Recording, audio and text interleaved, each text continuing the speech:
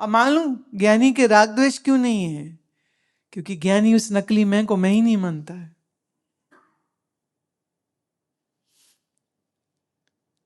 तो हटाना क्या है? इसी अहम वृत्ति, इसी अस्मिता, इसी नकली मैं को। ये मैं है तो राग द्वेष है, ये मैं है तो मरने का डर है, अभिनिवेश। ये मैं है, इस मैं को मैं माना जो मैं नहीं है, शरीर को मैं माना, तभी तो मरने का डर है ना। अब अगर ये जाने मैं आत्मस्वरूप हूं तो फिर नैनम छिंदन्ति शस्त्राणि नैनम दहति पावका, सिर कटने का, मरने का फिर कोई भय नहीं है। तो अस्मिता के साथ ही ये बाकी भी सब जुड़े हैं, रग द्वेषो, अभिनिवेशो। और फिर एक इसका मूल अगर ले, ये अस्मिता का मूल क्या है? तो एक्चुअली मूल तो है अविद्या। अविद्या माने न जानना। जब मैं मेरे निज स्वरूप को नहीं जानता, ये न जानना अविद्या है। इसी अविद्या से अस्मिता है, इसी अस्मिता से राग द्वेष है, इसी अस्मिता से अभिनिवेश है। ये अस्मिता किससे है? अविद्या से। इसलिए पतंजलि योग सूत्र इन 5 क्लेशों के अंदर, एक्चुअली वो एक भी कह सकते थे, वेदांत एक ही कहता है, अज्ञान। वेदांत 5 नहीं गिनाता। वो कहते अपने स्वरूप का अज्ञान ही सर्व दुखों का कारण है, और अपने स्वरूप का ज्ञान ही सर्व दुखों की निवृत्ति है। Very simple. पर पतंजल ने इसको थोड़ा और विस्तार दे दिया कि अविद्या है तो अस्मिता है, अस्मिता तो राग द्वेष, राग द्वेष तो अभिनिवेश। अब ये 5 क्लेश आपको चिपटे हुए। वैसे तो सारे ही क्लेश अविद्या के अंतर्गत आ जाते हैं, अगले 4 कहने की भी जरूरत नहीं है, पर ये विस्तार नहीं देंगे तो फिर समझ कैसे आएगी। पूनम अरोड़ा पूछते हैं कि मैं रोज सुखमनी साहब का पाठ भी करती हूँ, वाहिगुरु भी करती हूँ, पर जब मेरे पति मेरे से नाराज होते हैं और डांटते हैं, चिल्लाते हैं, तो मेरा मन बड़ा परेशान हो जाता है। मेरा सिमरन भी टूट जाता है, मन दुख में चला जाता है, मन टूट जाता है। कृपया मेरी मदद करें, मेरा वाहिगुरु सिमरन हमेशा और इन परिस्थितियों में खासकर चलता रहे। शब्द के दोहराने को सुमिरन नहीं कहते। पहली बात, आप बोल रहे हैं जुबान से वाहिगुरु या राम या कृष्ण, इस दोहराने को हम सिमरन नहीं कहते।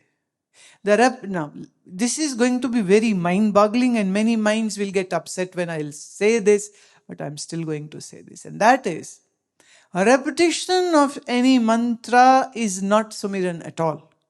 When you repeat a mantra on your tongue again and again and again, whether it's Ram or Krishna or Vaheguru or whatsoever, that repetition is on the tongue is not a guarantee that your mind was also involved in that. It's like if I write word fire on a piece of paper, this paper won't burn, will it? I write word water on the paper, will it get bad? No. So if a water word written on a paper will not make it wet, then the mantra on your tongue, how will it wet your mind?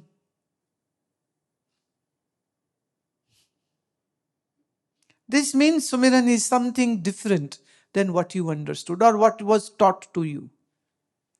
A repetition of mantra is called jap, not Sumiran. Sumiran has to do, it's from the word smriti. Smriti means to remember. And you can only remember that whom you have met, whom you have experienced. And you haven't met Vaheguru. So how will you remember Vaheguru?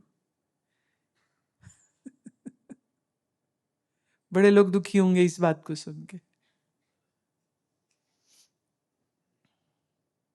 पर अगर कागज पर लिखा शब्द मिश्री कागज को मीठा नहीं करता, तो जीभ पे लिखा हुआ या बोला हुआ वाहेगुरु कैसे आपको सुख और स्वाद दे देगा। सुमिरन मने याद। याद जब आप करते हैं तो आप उसी को याद करते हो जिसको आप मिले हो, देखा है। वाहिगुरु को मिले नहीं हो, वाहिगुरु को देखा नहीं है, तो वाहिगुरु को याद कैसे करोगे? तो आप करते हो दोहरानी, रिपीटिशन जीव पर। अब मन ने जिस दुनिया, अब पति है वो सामने है, आप उसको देख रहे हो, जब वो गाली देता है, जब वो मारता है, जब वो चिल्लाता है, कानों से सुनते हो तो मन को दुख होता है। अब वाहिगुरु खाली जीभ पे ही रह गया, मन तक तो गया ही नहीं है, तो मन दुखी नहीं होगा गाली गलौज सुन के, तो और क्या आनंद का डांस करेगा। प्रॉब्लम ये है कि सारी दुनिया में ना ये बात कही जाती है, भगवान को याद करो, याद करो, याद करो, याद करो, याद करो। तो ये कोई नहीं सोचता कि जिसको मैं मिला नहीं, मैं उसको याद कैसे करूं। ऐसे कर लो, मेरे स्कूल की प्रिंसिपल का नाम था सिस्टर रेजिस, याद करो उसे, करो। चलो हिंट देती हूं, लंबी थी, वो एंग्लो इंडियन थी, वो वाइट पहनती थी, सिर पे वाइट वेल थी, गले में उसके क्रॉस था, करो याद। ब्लैक शूज पहनती थी, हाथ में केन लेके घूमती थी, पिटाई करती थी, करो याद उसको। आप कहोगे कैसे कर सकते? आप कल्पना कुछ कर सकते हैं, पर वो सच तो नहीं होगी ना।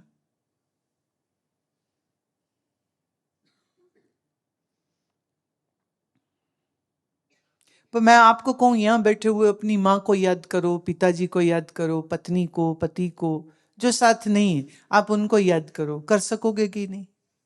आप उनको देखे हो, मिले हो, सुने हो, उनका हाथ पकड़ा है, याद कर सकते हो। तो फिर वाहिगुरु को याद करने के लिए ना पहले वाहिगुरु को मिलना पड़ेगा। ये जो जबानी जमा खर्च धंधा चल रहा है ना, इससे कुछ नहीं होने का।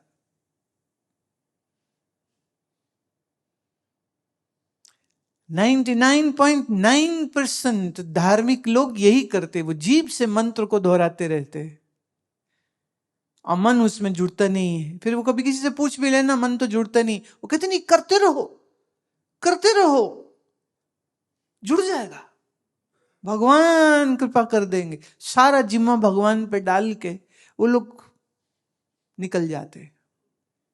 और फिर तुम सोचते हो कि चलो करते रहो, कभी ना कभी कृपा हो ही जाएगी। अच्छा एक बात बताओ, मैं कागज पर तुम एक एक फोटो दे दूं तुमको, नॉर्थ इंडियन थाली, भोजन पूरा है, दाल सब्जी रायता रोटी चावल सैलड सब कुछ है उसमें, मैं फोटो आपको दे देती हूँ। मैं आपको कहती हूँ तुम पूरी भावना से बस इसको देखो देखो देखो देखो देखो, और फिर इसको खा लो, कागज को, और देखो भावना सच्ची होनी चाहिए, और तो भगवान की कृपा से तुमको ये सब चीजों का स्वाद आ जाएगा। पॉसिबल अगर है तो मतलब बात करो।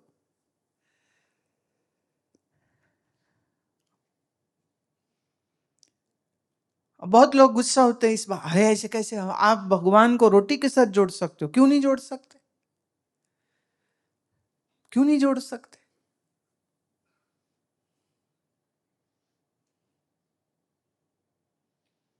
तो पहली बात यह है कि देवी जी अभी आपकी अप्रोच ही सही नहीं है, अभी तो आपको ढूंढना पड़ेगा। वाहिगुरु करते हुए में, जप करते हुए में मन को एकाग्र करने का एक बड़ा अच्छा प्रयास किया जा सकता है। उसके लिए एक जगह में बैठ करके, हमारी आप अमृत वर्षा में मेडिटेशन सेक्शन में, मंत्र सेक्शन में वाहिगुरु मंत्र का जप कैसे करना है वो तरीका मैंने सिखाया, आप उस तरीके से करिए। मन अगर एकाग्र, अगर मतलब तुम ठीक से समझ के कर लोगे तो 100% एकाग्र होगा। उसमें किसी कृपा की जरूरत नहीं कि कोई ऊपर से कृपा आएगी तो तुम्हारा मन जुड़ेगा।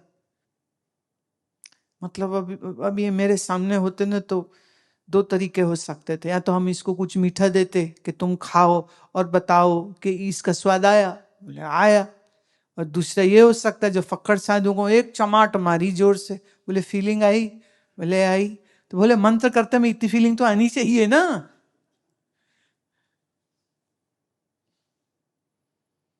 आनी चाहिए। और अगर नहीं आ रही है तो फिर कुछ तो गड़बड़ है। जैसे एक बच्चे को उस दिन प्रसाद में मैंने टॉफी दी, उनने खोले बगैर मुंह में डाल ली और मारे दांत उसमें, कागज कागज मुंह में आया, थूक दिया उसने। और कहते ये क्या है, तो गंदी है ये तो। मैं बेटे गंदी नहीं है, पर पहले कागज तो उतारो उसका। कागज उतारे बगैर टॉफी का स्वाद नहीं आता। तो ईश्वर के नाम की टॉफी पर भी एक कागज है जिसको उतारना सीखना पड़ेगा, तब तो कुछ मन के एकाग्र या रस प्राप्त करने की कोई संभावना बन जाएगी। नहीं तो मोस्ट ऑफ द धार्मिक लोग यही, भगवान कृपा करेंगे तो रस आ जाएगा, भगवान, और सारा दोष भगवान पर है, वो दे नहीं रहा कृपा। तो कोई कहते तूने ना दान नहीं किया तो मंदिर का गुम्बद बन रहा है, छत्र चढ़ाओ, श्रृंगार चढ़ाओ, वस्त्र चढ़ाओ, है ना, लंगर कराओ, दान पुण्य करो, फिर कृपा आएगी, फिर आएगी। वो हमेशा फेर ही रह जाती। थप्पड़ अभी मारूं अभी दर्द हो जाएगी, उसमें नहीं कहना पड़ेगा कि 1 महीने बाद दर्द होगी। नहीं, लड्डू अभी खिलाऊं अभी मुंह में स्वाद आ जाएगा, आप ये तो नहीं कह सकते कि महीने बाद आएगा स्वाद। तो ये सब चीजें जब अभी के अभी फल रस दे सकते हैं, तो ईश्वर के नाम आते ही, चूंकि बताने वाले समझते नहीं हैं, जानते नहीं हैं, इसलिए कुछ भी बोल देते हैं। और वो सारा दोष तुम पे डाल देते कि तुम बड़े पापी हो, इसलिए तुम जब नाम जप करते हो तुम्हारा मन नहीं लगता। पापियों के नहीं लगते। बंदा भी सोचता है नहीं, पाप तो बड़े किए मैंने।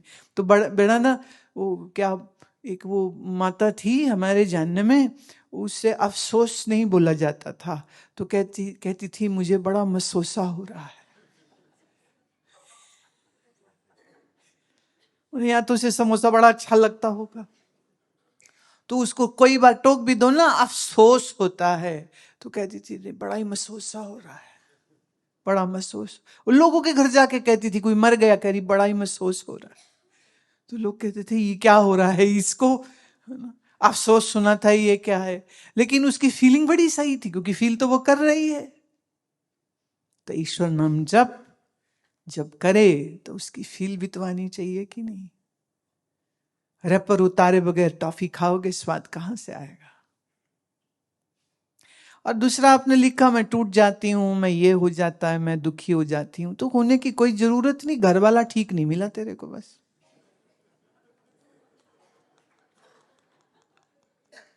जिसकी जुबान बुरी है, जो तेरा सम्मान नहीं करता है, तो पीस गलत आ गया।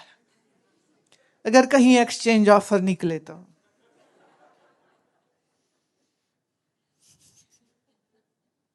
वैसे पत्नियां बेचारी ना सारी जिंदगी यही कोशिश करती हैं कि पति को बदल दूं। वो सोचती मैं बदल दूंगी, मैं मेरे प्यार से मेरे स्वामी को बदल दूंगी, मैं इसको इतना प्यार दूंगी, ये मेरा लेला बन जाएगा। वो भेड़ के बच्चे को लेला बोलते हैं ना, तो मेरा लेला बन जाएगा। वो 50-60 साल जिंदगी के निकल जाते हैं, फिर माथे पे हाथ रख के कहती कोई फायदा नहीं हुआ। ना यूज चेंज नहीं हुआ ये बंदा। इसलिए बंदा सही है तो शुरू से ही है, माल पहले ठीक ठोक बजा के ही लेना चाहिए भाई। अब चक्कर ये है कि एक ने अपनी सास को फोन किया। वो कहते ये कैसी लड़की तुमने मुझे दी है। मैसेज किया, ये कैसी लड़की मुझको दी है।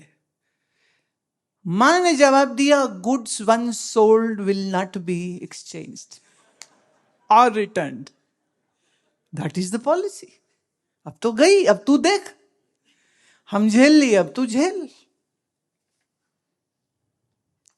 चक्कर ये है कि ऐसी परिस्थिति में जहां पति का स्वभाव या पत्नी का स्वभाव थोड़ा टेढ़ा है, तो वहीं तुम्हें अपने मन को खुद ही सीधा करना होगा। जैसे आप जब कोई भी माइथोलॉजिकल सीरियल देखते हो, माने पुराण बेस्ड कोई सीरियल अगर आप देखते हो, उसे माइथोलॉजिकल नहीं कहना चाहिए, उसको पुराणिक सीरियल कहना चाहिए, क्योंकि वो गप नहीं है, वो सच है, इतिहास है। जब आप देखते हो तो जैसे वो बड़ा इंटरेस्टिंग चीज है। आई डोंट नो व्हाई, किसी भी राक्षस की एंट्रिंग होगी तो एक तो म्यूजिक बड़ा अच्छा आएगा और फिर वो हंसता हुआ आता है, हा हा हा हा कर। जो साधु पुरुष हैं, ऋषि महाराज हैं, वो कोई हा हा नहीं हो रहा होता उनका, पर कोई मना रावण आ रहा है, मेघनाद आ रहा है, तो वो कैसे हा हा हा करते हुए आते हैं। और फिर जो भी वो करेगा तो आप तैयार होते हो कि इसने अब मतलब बुरी चीजें ही करनी है, राक्षस है, असुर है, दैत्य है, एक सताएगा, मारेगा, तकलीफ देगा, कुछ ना कुछ ऐसा होगा। तो देवी जी जब पति आए, इंजॉय द शो, कि 4 गाली देगा, इंजॉय द शो। बस अब मेरी बात याद रखना, बस उसके सामने हंस मत पड़ना। तो सेफ रेंज में रहते हुए इंजॉय द शो। क्या करोगे अब? एयरपोर्ट पे, ये सच्ची घटना है, हम लोग एयरपोर्ट पे फ्लाइट में समय था, वहां बैठे थे, तो एक औरत बहुत बहुत बहुत बहुत बहुत कड़वा ऊंचा बोल रही बोल रही बोल रही बोल रही बोल रही। पास में एक फैमिली बैठी हुई थी, तो उनका बच्चा 5-6 साल का होगा। वो कहता, मम्मी इसका म्यूट बटन कहाँ होगा?